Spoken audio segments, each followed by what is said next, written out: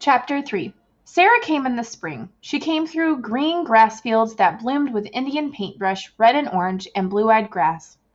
Papa got up early for the long day's trip to the train and back. He brushed his hair so slick and shiny that Caleb laughed. He wore a clean blue shirt and a belt instead of suspenders. He fed and watered the horses, talking to them as he hitched them up to the wagon. Old Bess, calm and kind, Jack, wild-eyed, reaching over to nip Bess on the neck. "Clear day, Bess," said Papa, rubbing her nose. "Settle down, Jack." He leaned his head on Jack. And then Papa drove off along the dirt road to fetch Sarah, Papa's new wife. Maybe our new mother. Gophers ran back and forth across the road, stopping to stand up and watch the wagon. Far off in a field, a woodchuck ate and listened. Caleb and I did our chores without talking. We shoveled out the stalls and laid down new hay. We fed the sheep. We swept and straightened and carried wood and water, and then our chores were done. Caleb pulled on my shirt. "Is my face clean?" he asked. "Can my face be too clean?" He looked alarmed.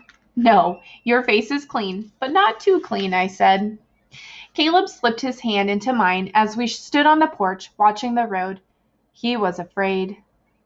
"Will she be nice?" he asked. "Like Maggie?" "Sarah will be nice," I told him. "How far away is Maine?" he asked. "You know how far. Far away, by the sea." "Will Sarah bring some sea?" he asked. "No, you cannot bring the sea." The sheep ran in the field, and far off the cows moved slowly to the pond, like turtles. "Will she like us?" asked Caleb very softly. I watched a marsh hawk wheel down behind the barn. He looked up at me. "Of course she will like us," he answered his own question. "We are nice," he added, making me smile. We waited and watched. I rocked on the porch, and Caleb rolled a marble on the wood floor. Back and forth, back and forth. The marble was blue. We saw the dust from the wagon first, rising above the road, above the heads of Jack and old Bess. Caleb climbed up onto the porch roof and shaded his eyes. "A bonnet!" he cried. "I see a yellow bonnet!" The dogs came out from under the porch, ears up, their eyes on the cloud of dust bringing Sarah. The wagon passed the fenced field, and the cows and sheep looked up too. It rounded the windmill and the barn and the windbreak of Russian olive that Mama had planted long ago. Nick began to bark, then Lottie, and the wagon clattered into the yard and stopped by the steps. "Hush!" said Papa to the dogs, and it was quiet. Sarah stepped down from the wagon, a cloth bag in her hand. She reached up and took off her yellow bonnet, smoothing back her brown hair into a bun. She was plain and tall. "Did you bring some sea?" cried Caleb beside me. "Something from the sea," said Sarah, smiling. "And me." She turned and lifted a black case from the wagon. "And Seal, too." Carefully she opened the case, and Seal, gray with white feet, stepped out. Lottie lay down, her head on her paws, staring.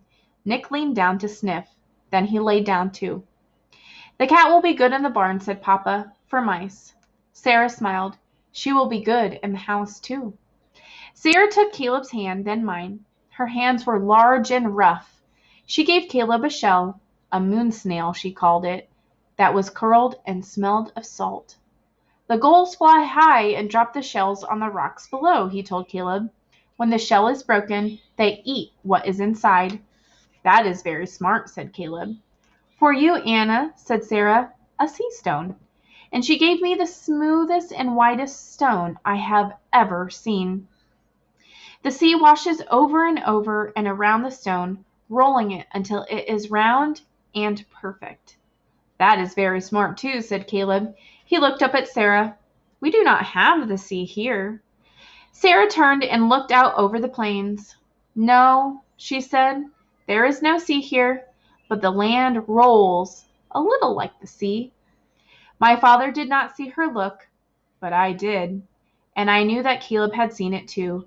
Sarah was not smiling. Sarah was already lonely. In a month's time, the preacher might come to marry Sarah and Papa, and a month was a long time, enough for her to change her mind and leave us.